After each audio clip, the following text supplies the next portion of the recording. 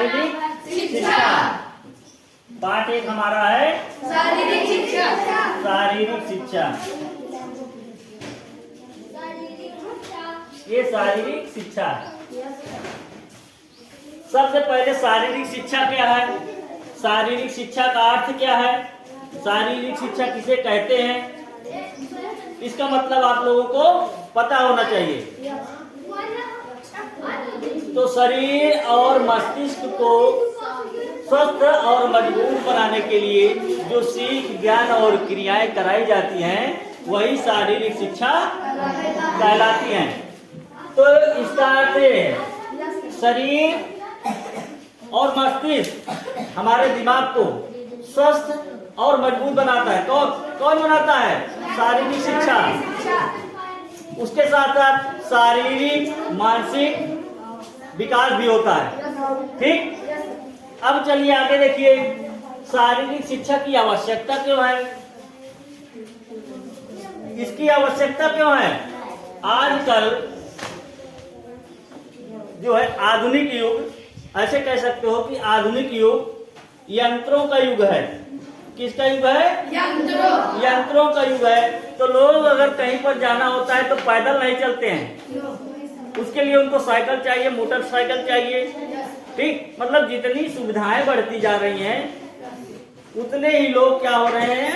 शारीरिक रूप से अपंग होते जा रहे हैं, विकलांग होते जा रहे हैं। एक तरह से बैठे बैठे उनकी चर्बी बढ़ जा रही है, पेट निकल जा रहा है बाहर, तो ना। तो जो किसान लोग हैं, जो मजदूर लोग हैं, वो तो कुछ हद तक सही हैं, क्योंकि वो मेहनत करते हैं, शरीर से पसीना निकलता है, उनकी शारीरिक स्थिति ठीक रहती है। लेकिन कुछ लोग हैं जो शारीरिक कार्य बहुत कम करते हैं, ज्यादातर उनका काम है बैठने वाला। ठीक, दिमाग ज्यादा उनका काम करता है। तो उन सब के लिए शारीरिक शिक्षा बहुत आवश्यक है। ठीक, स्वस्थ रखने के साथ साथ बालक के शारीरिक, मानसिक, सामाजिक और नैतिक मूल्यों के विकास के लिए भी शारीरिक शिक्षा बहुत आवश्यक है। क्यों आवश्यक है? शारीरिक, मानसिक, सामाजिक, नैतिक मूल्यों के विकास के लिए जो है शारीरिक शिक्षा बहुत आवश्यक है। देखिए, नैतिक मूल्य क्या है, समझिए इधर। अगर जो रोज प्रैक्टिस कर रहा है, जो खेल रहा है, शारीरिक कार्य कर रहा है, वो जो है उद्दंडता बहुत कम करता है। उसके अंदर जो है भाईचारा, आपसी सामंजस्य की स्थिति बरकरार रहती है। लेकिन जो कभी कभार खेलता है, अगर उसको कबड्डी खिला दिया जाए, 2 टीमें होंगी, पक्ष और विपक्ष। ठीक, तो उनमें जब कबड्डी होगा तो कुछ लोग ऐसे होंगे जो कभी कभार खेलने वाले होंगे। अगर उनको विपक्ष वाला टीम का खिलाड़ी पकड़ लिया तो क्या करेंगे? कहेंगे आओ अब कि हम पटक देंगे उसको। ठीक, लेकिन जो रोज खेलता है उसके अंदर ये भावना नहीं होती है। समझ गए? आगे देखिए, शारीरिक अंगों में सुधार। शारीरिक अंगों में सुधार कैसे किया जा सकता है? शारीरिक अंगों में सुधार योग द्वारा। ठीक, योग, प्राणायाम। जो शारीरिक बीमारियां होती हैं, बहुत सारी बीमारियां हो जाती हैं, श्वास संबंधी बीमारियां हो जाती हैं। ठीक, कभी किसी के पेट में कब्ज बनने लगता है, कभी किसी की रीढ़ की हड्डी टेढ़ हो जाती है। तो योग और प्राणायाम के द्वारा इसको ठीक किया जा सकता है।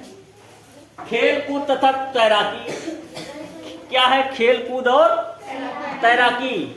तो खेल जो आप लोग खेलते हो, kho kho, kabaddi, cricket, volleyball, football, आज बहुत सारे खेल हैं जो आप लोग खेलते हो, वही खेल हैं। जैसे बचपन में क्या होता है, छोटे बच्चे होते हैं ना, जब वो जन्म लेते हैं तभी से वो अपना खेल प्रारंभ कर देते हैं, शारीरिक गतिविधियां प्रारंभ कर देते हैं। अब कहोगे वो क्या वॉलीबॉल फुटबॉल खेलेंगे? नहीं खेलेंगे। लेकिन वो क्या करते हैं, अपने हाथ पांव जो है चलाना प्रारंभ कर देते हैं। रहेंगे कुछ देर जो है किलकारियां मारने लगेंगे, कुछ देर में जो है जोर जोर से चिल्लाने लगेंगे। ये उनकी शारीरिक गतिविधियां हैं, वो अपना शारीरिक कार्य कर रहे हैं। ठीक, आगे चलो। अपनी रक्षा हेतु क्रियाएं। अपनी रक्षा हेतु क्रियाएं क्या है? कोई आपको मारता है तो उससे अपनी रक्षा करोगे। उसके अंतर्गत क्या क्या चीजें आती हैं? जूडो, कराटे, ताइक्वांडो, कुश्ती, तलवारबाजी, तीरंदाजी, ये सारी जो क्रियाएं हैं ये आत्मरक्षक क्रियाएं होती हैं। समझ गए? उसके बाद देखिए, शरीर को स्वस्थ रखने हेतु क्रियाएं। शरीर को स्वस्थ कैसे रखा जा सकता है?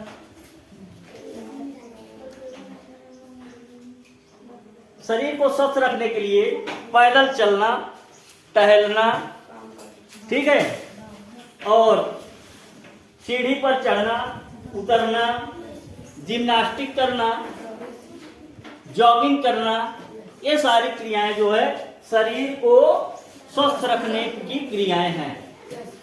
उसके बाद देखिए, शरीर को फुर्तीला बनाने के लिए, फुर्तीला कैसे बनाएं? इसमें जो है लेजिम है, डंबल है और